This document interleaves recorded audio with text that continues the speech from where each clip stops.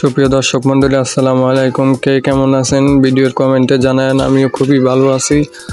এতদিন ঘুরতে ফিরতে পারি নাই, কারণ মন দিল কোনোটাই ভালো ছিল না।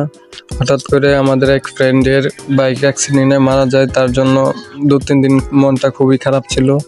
তার জন্য ঘুরতে ফিরতে পারি নাই। আজ হঠাৎ ভাবলাম যে নিজেকে একটু ফ্রেশ করার জন্য বাইরে হয়ে পড়লাম বাসার থেকে।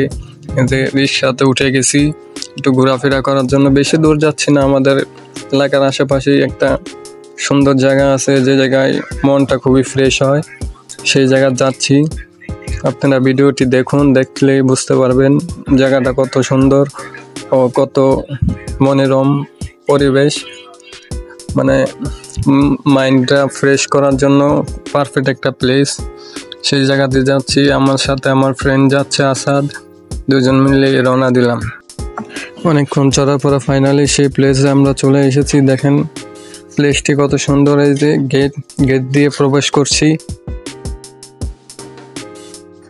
আজ ঈদের 3য় দিন। ভাবছি যে মনে হয় আমরা একলাই ঘুরতে আসছি এই জায়গাতে। দেখি মানুষের অভাব নাই। হাই রে, একটু শান্তির জন্য আসলাম ঘুরতে। মানুষ দেখি চারিপাশে শুধু মানুষ আর মানুষ। যাই হোক, মনটা ফ্রেশ করতে আসছে যখন, ফ্রেশ করেই যাব। আজ ফ্রেন্ডের সাথে নিয়ে সামনে আগায় যাচ্ছি। আপনারা ভিডিওটি দেখতে থাকুন।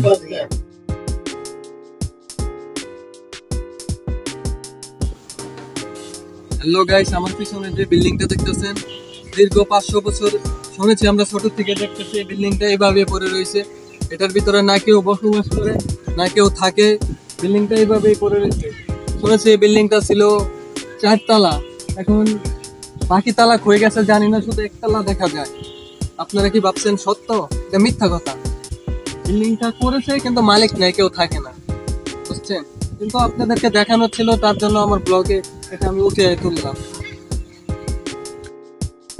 দর্শক দেখুন, চারপাশে গাছপালায় ভরা, আর মাঝখান দিয়ে ছোট একটি নদী বলা যাবে না, খাল।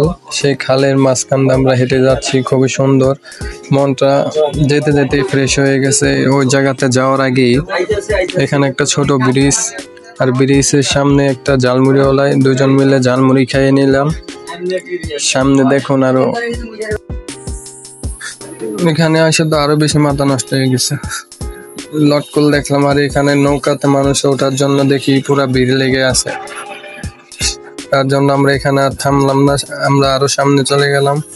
নদীর পাশ ঘেসে চলে গেলাম একবারে এক মাথাতে, দুইজন মিলে হাঁটতে হাঁটতে। আমরা এখানে থাকা যাবে না, কারণ আমাদের মাইন্ডটা ফ্রেশ করতে আসছি। তার জন্য একবারে নদীর এক সাইডে চলে গেলাম। ভিডিওটি আপনারা পরিপূর্ণ দেখুন, তাহলে বুঝতে পারবেন।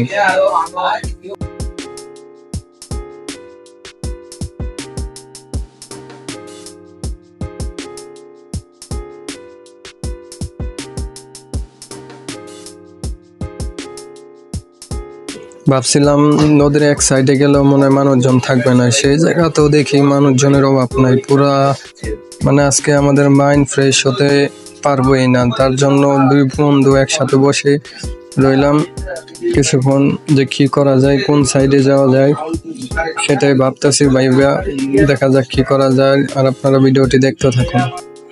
ধন্যবাদ গাইস আমার ব্লগটি দেখার জন্য। আর ব্লগটি যদি ভালো লেগে থাকে তাহলে সবাই এই ভিডিওতে কমেন্ট করে যাবেন। আর ফেসবুক থেকে যারা দেখতেছেন আমার আইডিটাকে ফলো করে দেবেন। আর যারা ইউটিউব থেকে দেখতেছেন তারা আমার চ্যানেলটিকে সাবস্ক্রাইব করে দেবেন। ধন্যবাদ।